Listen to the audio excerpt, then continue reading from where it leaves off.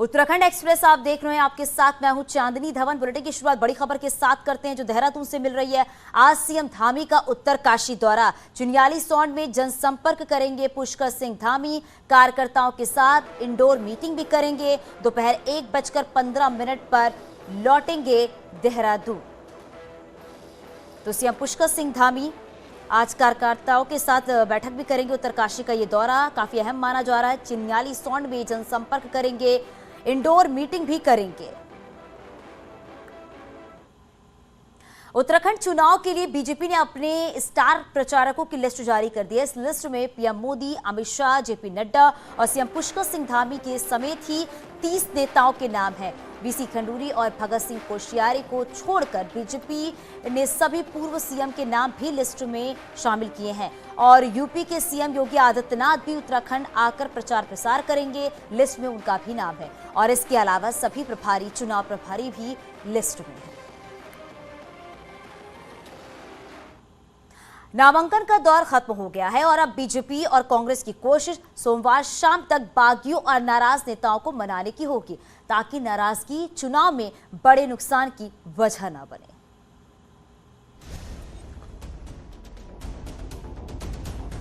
साल 2017 में बीजेपी की 57 सीटें छोड़ दी जाएं तो 36 विधायक जुटाने, सरकार बनाने और फिर बचाने में पार्टियों के पसीने छूट जाते हैं। इसीलिए नामांकन का काम भले ही खत्म हो गया हो, लेकिन नाराज नेताओं और बागियों को मनाने का काम जारी है। 31 जनवरी नाम वापस लेने की आखिरी तारीख है और उससे पहले ऐसे नेताओं की लंबी लिस्ट है जो नुकसान का कारण बन सकते हैं। रुद्रपुर में बीजेपी विधायक रहे राजकुमार ठुकराल टिकट कटने के बाद निर्दलीय चुनाव लड़ रहे हैं। लालकुआं में टिकट बदले जाने के बाद कांग्रेस की संध्या डालाकोटी ने निर्दलीय नामांकन किया है। यहाँ हरीश रावत उम्मीदवार हैं। कालाढूंगी में बीजेपी के नेता गजराज बिष्ट ने निर्दलीय पर्चा भरा है। भीमताल में बीजेपी के मनोज शाह तो कोटद्वार में धीरेन्द्र चौहान को समझाना बड़ी मुश्किल है। वहीं यमुनोत्री में कांग्रेस के संजय डोभाल और केदारनाथ में सुमन तिवारी ने अलग चुनाव लड़कर टेंशन बढ़ाई है। धनौल्टी में महावीर रांगड़ और घनसाली में दर्शन लाल ने बीजेपी से नाराज होकर निर्दलीय पर्चा भरा है। वहीं देहरादून के सहसपुर में आजाद अली ने कांग्रेस छोड़कर आपसे उम्मीदवारी की है, तो बीजेपी से नाराज होकर हेमार्य अब नैनीताल में आपके उम्मीदवार हैं। चुनाव में एक एक सीट और एक एक वोट की अहमियत है। ऐसे में टेंशन दोनों पार्टियों की बड़ी है। मैं समझता हूँ कहीं एक दो जगह छोड़कर कहीं हमारे बागी नहीं है।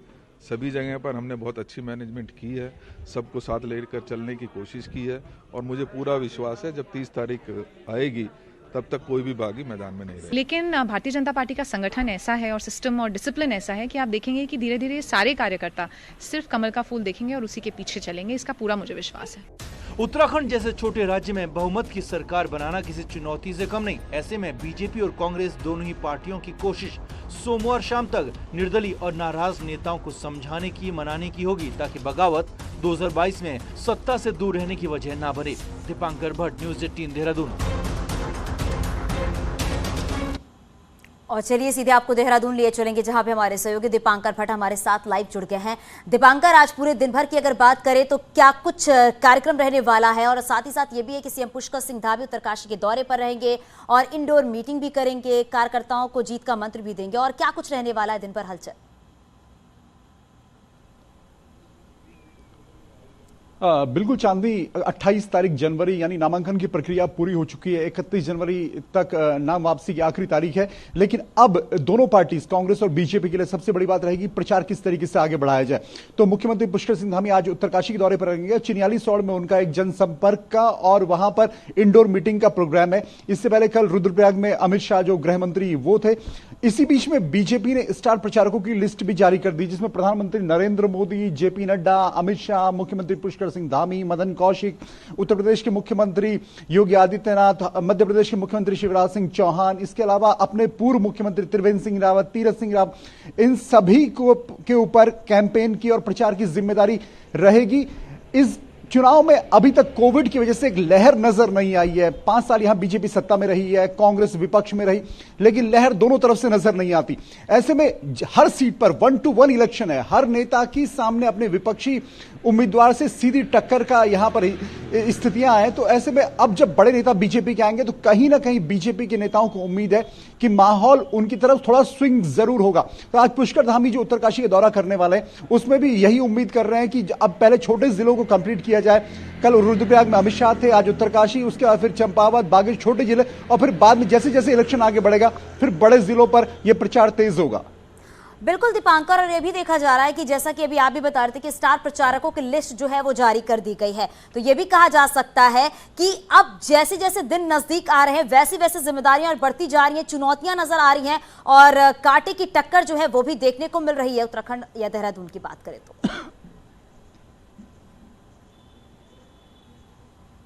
बिल्कुल चांदनी, आप अगर देखेंगे तो बीजेपी अभी तक, बीजेपी या कांग्रेस, क्योंकि चुनाव आयोग की बंदिशें हैं, सेकंड फेज में उत्तराखंड में इलेक्शन होना है, एक ही फेज का इलेक्शन है।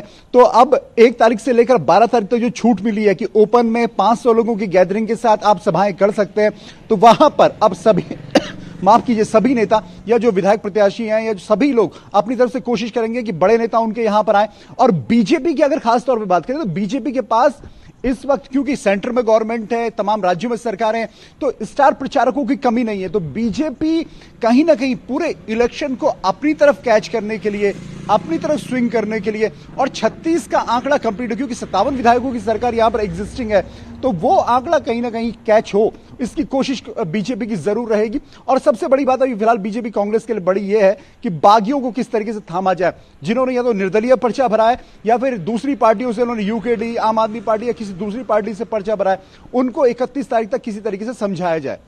बिल्कुल दीपांकर, ये भी है क्योंकि बागियों को कैसे मनाया जाए, जो नाराजगी है वो कैसे दूर की जाए, और ये भी है कि एक फेज में ये चुनाव भी होना है, तो वो भी देखकर कह सकते हैं कि प्रचार प्रसार जो है उसे तेज कर दिया गया है।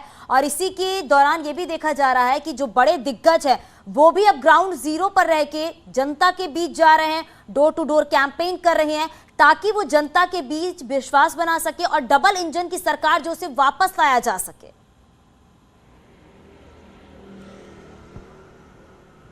बिल्कुल, बीजेपी के पास अगर आप देखेंगे तो दूसरे राज्यों में सबसे बढ़िया सेंटर में बीजेपी की गवर्नमेंट है। प्रधानमंत्री नरेंद्र मोदी, गृह मंत्री अमित शाह, उनके राष्ट्रीय अध्यक्ष जेपी नड्डा, इसके अलावा मुख्यमंत्री योगी आदित्यनाथ, जिनकी पब्लिक कन्विंसिंग बहुत ज्यादा है, जिनको अभी भी पब्लिक सुनना चाहती है। तो उन नेताओं के भरोसे यहां पर बीजेपी है कि 2022 के लिए भी लोगों के मन में यह भरोसा जताया जा सके कि भारतीय जनता पार्टी की सरकार ही यहां पर डेवलपमेंट कर सकती है। और पुष्कर सिंह धामी क्योंकि पिछले 5 साल की सरकार में तीसरे मुख्यमंत्री हैं, तो यही भरोसा जगाने की कोशिश पुष्कर सिंह धामी करेंगे कि अगले 5 साल अगर बीजेपी की सरकार यहां पर आती है तो वो विकास आगे बढ़ेगा। वही कांग्रेस की अगर बात करें तो कांग्रेस के पास राज्य में भी इस तरीके से राज्य के नेता जरूर है, और सबसे बड़ी जिम्मेदारी यहां पर प्रदेश अध्यक्ष गणेश गोदियाल के ऊपर होगी, क्योंकि नए अध्यक्ष हैं और उनको पूरा एक कैंपेन चलाना। बाकी हरीश रावत अपना इलेक्शन लड़ रहे हैं, प्रीतम सिंह अपना इलेक्शन लड़ रहे हैं, तो अगर कांग्रेस बीजेपी की तुलना में देखेंगे तो बीजेपी आपको 20 नजर आएगी। बिल्कुल दीपांकर, अगर बात करें तो नामांकन के बाद बागियों को भी मनाने की चिंता जो है वो बढ़ गई है, उसे कैसे सॉल्व किया जाएगा?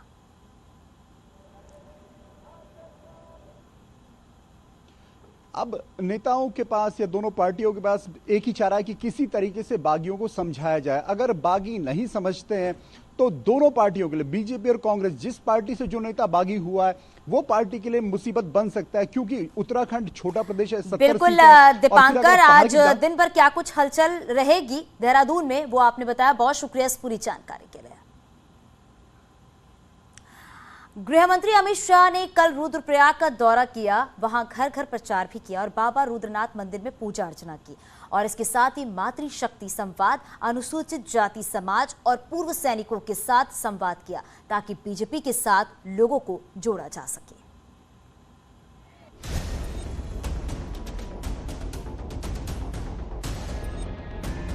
यूपी समेत 5 राज्यों में विधानसभा चुनाव हैं। ऐसे में हर जगह सियासी संग्राम जारी है। उत्तराखंड में भी सत्ता की दावेदारी के लिए सियासी दलों ने अपना जाल बिछा रखा है। पहाड़ के मुद्दों के साथ उत्तराखंड में पिछले 5 साल में किए गए कामों को गिनाने और अगले 5 साल का रोड मैप सामने रखने की कोशिश जारी है। मैं उत्तराखंड में आया था, उस वक्त में भारतीय जनता पार्टी का अध्यक्ष था, इसी प्रकार का चुनाव था। तब मैंने देवभूमि की जनता को कहा था कि अगर हमें पूर्ण बहुमत की एक मजबूत सरकार, ये वीर भूमि देवभूमि की सरकार देती है, तो हमारा वादा है कि जो काम 70 साल में नहीं हुए हैं वो हम 5 साल में पूरा कर सकते हैं। बहुत जरूरी, हर राज्य का विकास जरूरी, मगर उत्तराखंड का विकास विशेषकर जरूरी है कि उत्तराखंड की पहाड़ी पर पूरे देश और दुनिया के सत्याग्रह 4 धाम के अंदर विराजित होते हैं, जो पूरी देश और दुनिया के श्रद्धालुओं की श्रद्धा को यहाँ नमन करने के लिए आकर्षित करते हैं।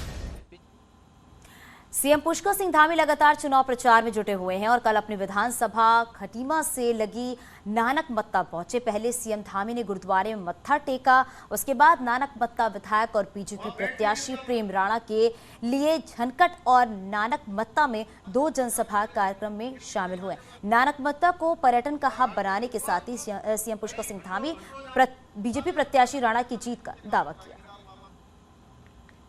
नहीं, हमने हर क्षेत्र में काम किया है और हमारी सरकार लगातार सभी नानक मत्ता क्षेत्र के विकास के प्रति पूरी तरह से संवेदनशील है। इस क्षेत्र को भी जो है पर्यटन के क्षेत्र में, अन्य क्षेत्र में, किसानों के क्षेत्र में हमने बहुत सारे काम इस क्षेत्र में किए हैं। मैं निश्चित रूप से इस क्षेत्र से बड़ी भारी बहुमत से इस बार यहाँ से हमारी पार्टी जीतेगी, डॉक्टर प्रेम सिंह राणा जीतेगी। कांग्रेस कैंपेन कमेटी की चेयरमैन हरीश रावत ने कल लालकुआं सीट से नामांकन किया है। नैनीताल जिले की लालकुआं सीट हरीश रावत के मैदान में उतरने से अचानक वीवीआईपी सीट बन गई, लेकिन हरीश रावत के लिए संध्या डालाकोटी एक बड़ा सवाल बनी हुई है।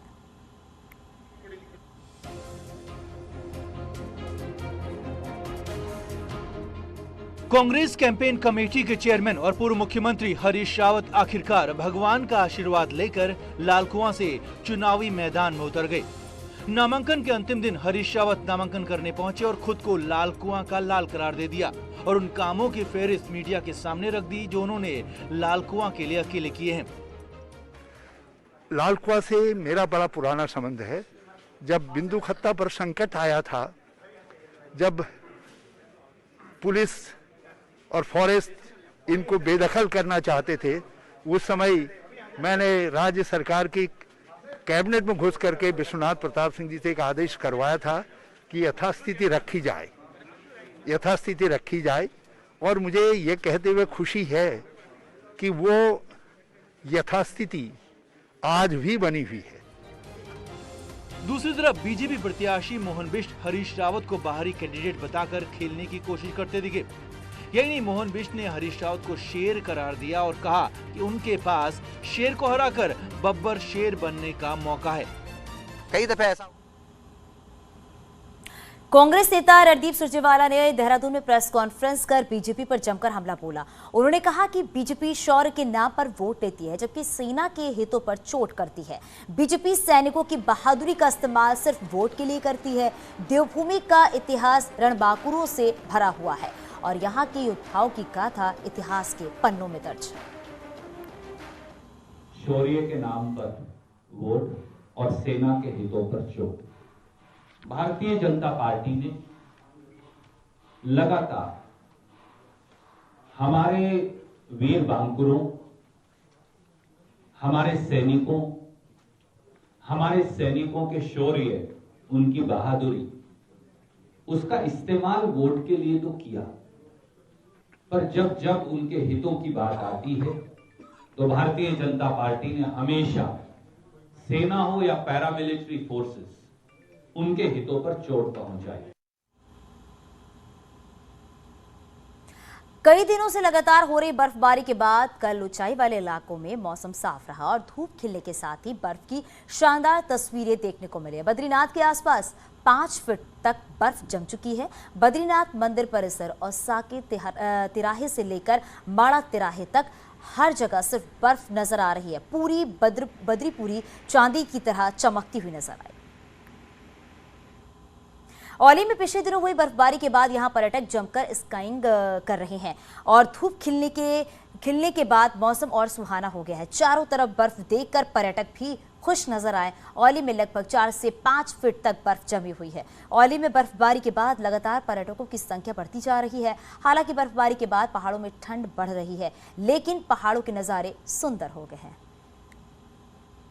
एक और जहां पहाड़ में लगातार बर्फबारी हो रही है, जिससे तापमान -4 से लेकर -5 डिग्री तक पहुंच रहा है, तो वहीं मलारी राष्ट्रीय राजमार्ग पर सलधार के पास खौलता हुआ गर्म पानी ठंड में भी गर्मी का एहसास कराता है। बताया यह जा रहा है कि जब भी पहाड़ों में कड़ाके की ठंड पड़ती है तो यहाँ पानी उतनी तेजी के साथ ही गर्म होकर निकलता है।